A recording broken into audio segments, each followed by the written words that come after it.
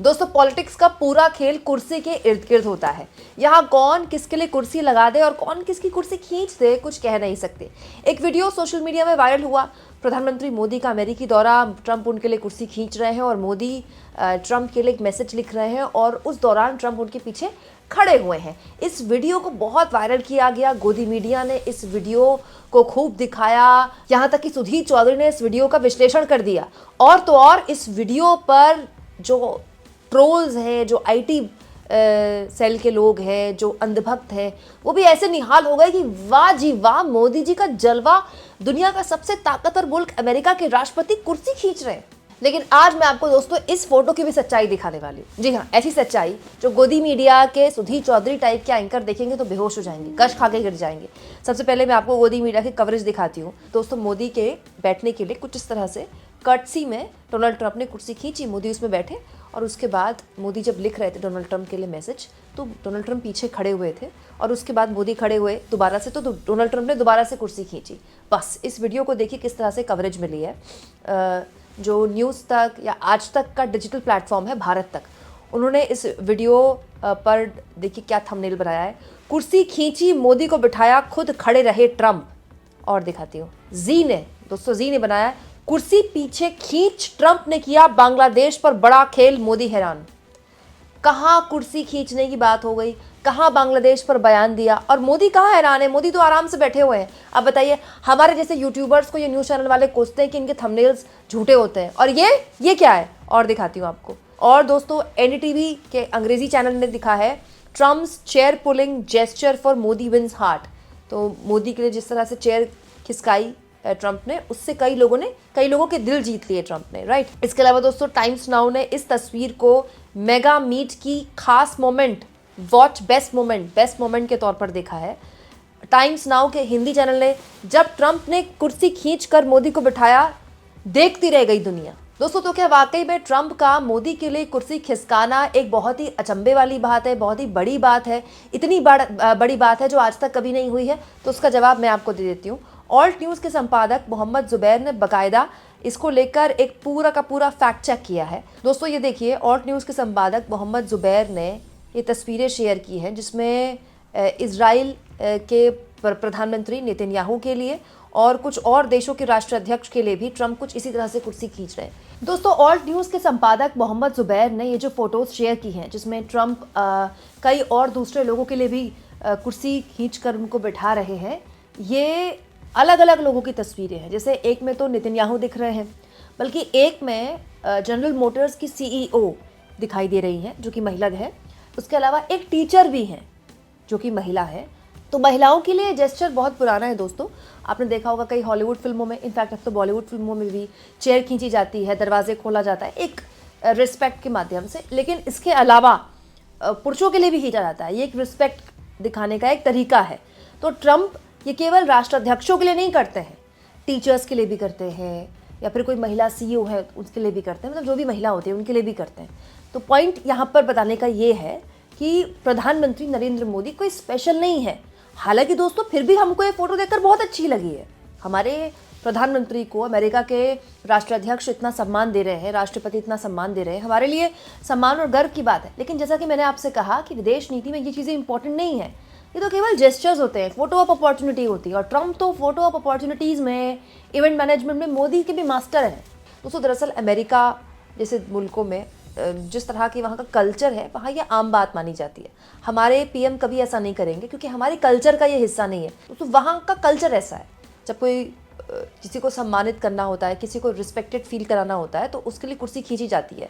तो अब आप मुझे बताइए, ये 4 राष्ट्राध्यक्षों के लिए जिनके लिए ट्रंप कुर्सी खींच रहे हैं, इनके यहाँ भी क्या इस तरह की खबरें बनी होंगी क्या कि नेतन्याहू के लिए कुर्सी खींची और दुनिया रह गई हैरान? मतलब इजरायली न्यूज़ चैनल्स ने इस तरह की खबरें बनाई होगी ना? नहीं बनाई होगी। लेकिन हमारे यहाँ तो आप जानते ही हैं, गोदी मीडिया के सबसे बड़े सितारे सुधीर चौधरी ने बाकायदा इस पर विश्लेषण कर दिया अपनी इस वीडियो के ज़रिए, जिसमें उन्होंने बताया कि हर कोई हैरान रह गया जब मोदी के लिए कुर्सी खींच रहे थे ट्रंप। भाई मोदी के लिए कुर्सी नहीं खींच रहे थे ट्रंप ने इससे पहले भी कई नेताओं के लिए कुर्सी खींची है, आगे भी खींचेंगे, क्योंकि that's a part of their culture. Simple सी बात है। लेकिन ये बात इनको कौन समझाए? प्रॉब्लम ये है ना दोस्तों, पूरे का पूरा विदेश नीति का जो विश्लेषण है बस इसी पे रहता है कंधे पे इसके हाथ रख दिया, इसने पैर छू लिए, फलाने ने हेलो बोल दिया, ढिमकाने के लिए कुर्सी खींच दी। यही दिक्कत है कि मेन मुद्दों पर बात नहीं हो पाती है। मेन मुद्दे वो कि ट्रंप और मोदी की भी इस महत्वपूर्ण मुलाकात में भारत को क्या मिला। दोस्तों, द वायर के संस्थापक हैं वरिष्ठ पत्रकार वेणु, MK वेणु ने इस पूरी की पूरे मोदी के दौरे पर विश्लेषण किया है। मैं आपको दिखाती हूँ। MK वेणु कहते हैं, ट्रंप वाकई चतुर सौदागर हैं। उन्होंने मोदी की तारीफ करते हुए कहा कि वो एक कठोर वार्ताकार यानी कि टफ नेगोशिएटर हैं, जो कि उनसे कहीं बेहतर है। ऐसी तारीफ के बाद उन्होंने भारत को सालाना $10 बिलियन की अतिरिक्त ऊर्जा बेची। अमेरिका से भारत का ऊर्जा आयात सालाना $15 बिलियन से बढ़कर $25 बिलियन हो जाएगा। आगे MK वेणु लिखते हैं, जब पूछा गया कि एलॉन मस्क के साथ मोदी की बैठक कैसी रही तो ट्रंप ने कहा कि मस्क भारत में कई काम करना चाहते थे, लेकिन यहाँ व्यापार करना मुश्किल है। भारत में दुनिया में सबसे खराब टैरिफ है। भारत पर विस्तृत पारस्परिक टैरिफ 1 अप्रैल तक तय कर दिया जाएगा। आगे MK वेणु लिखते हैं, भारत को ठोस रूप से क्या मिला ये अप्रैल की शुरुआत में ही पता चलेगा। अमेरिका हर क्षेत्र में टैरिफ पर कड़ी सौदेबाजी कर रहा है। ट्रंप गलत नहीं है जब वो कहते हैं कि भारत में सबसे ज्यादा औसत टैरिफ है, जो चीन और ज्यादातर उभरते बाजारों से कहीं ज्यादा है। आगे MK वेणु लिखते हैं, भारत ने मेक इन इंडिया यानी कि आत्मनिर्भर भारत को बढ़ावा देने के लिए पिछले दशकों में आयात शुल्क में वृद्धि की, लेकिन अंत में विनिर्माण और GDP का अनुपात GDP के 13% पर आ गया, जो 2014 में 15% था। ट्रंप द्वारा मेक इन इंडिया और PLI योजनाओं पर कड़ी बातचीत के कारण समस्याएं उत्पन्न हो सकती हैं।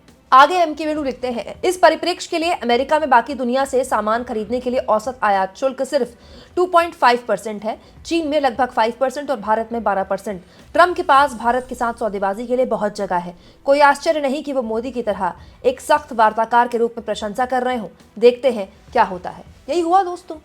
प्रधानमंत्री मोदी को एक तरफ से टफ नेगोशिएटर कह रहे थे ट्रंप, और वहीं मोदी को बड़ा बगल में खड़ा करके कह रहे थे जितना टैक्स इंडिया लगाता है अब उतना ही टैक्स अमेरिका लगाएगा। बाकायदा रेसिप्रोकल टैक्स का ऐलान भी कर दिया ट्रंप ने मोदी की इस यात्रा के दौरान ही। और अभी तो जिस वक्त मैं वीडियो रिकॉर्ड कर रही हूँ, मोदी जी अमेरिका से पहुंचे भी नहीं हैं। तो बड़ा सवाल ये है कि इस पूरी की पूरी बातचीत से, इस मीटिंग से निकला क्या, हमें हासिल क्या हुआ, इस पर बात होनी चाहिए कि फलाने ने फलाने के लिए कुर्सी खींच दी और दिल जीत लिया और दुनिया हैरान हो गई, इस पर बात होनी चाहिए। दोस्तों, मैं तो ये सोचती हूँ गोदी मीडिया के चैनल और दर्शक बोर नहीं हुए हैं क्या? मतलब ये अपने दर्शकों को भी इतना लाइटली लेते हैं कि पिछले 10 सालों से न्यूज़ चैनल वाले यही गाल बजा रहे हैं कि मोदी जी विश्वगुरु हैं। मोदी जी के विश्वगुरु बनते हमारे देश के नागरिकों के हाथ में हथकड़ियाँ, पैर में बेड़ियाँ बांधकर अमेरिका ने हमारे देश के नागरिकों को भेज दिया। अभी 2 और विमान आने हैं, आज रात तक पहुँच जाएंगे। पता नहीं उनमें किस तरह की तस्वीर देखने को मिल सकती है। और ये लोग खबरें क्या बना रहे हैं, फलाने ने फलाने के लिए कुर्सी खींच दी, दुनिया हैरान रह गई, ये हो गया, दिल जीत लिया। इस तरह की सतही बातें नहीं होनी चाहिए। मैं बार बार इस बात को कहती हूँ। और केवल सुधीर चौधरी नहीं दोस्तों, संबित पात्र ने भी ये वीडियो शेयर की है, बड़े बड़े मोदी जी के मंत्रियों ने भी ये वीडियो शेयर की है, जबकि ये सब जानते हैं, ये सब विदेश आते जाते रहते हैं, इनके बाल बच्चे भी विदेशों में पढ़ते रहते हैं, तो ये सब जानते हैं कि वहाँ के कल्चर का हिस्सा है। उसके बावजूद भी यहाँ हमारी पब्लिक को बिल्कुल ही बेवकूफ़ समझ लिया है। दोस्तों, आप इस मुद्दे पर क्या सोचते हैं कमेंट बॉक्स में ज़रूर लिखें, और जितना हो सके चैनल को शेयर करें, सब्सक्राइब करें, और थैंक्स और ज्वाइन के ऑप्शन से अगर आप चाहें तो कुछ आर्थिक मदद भी चैनल की ज़रूर करें।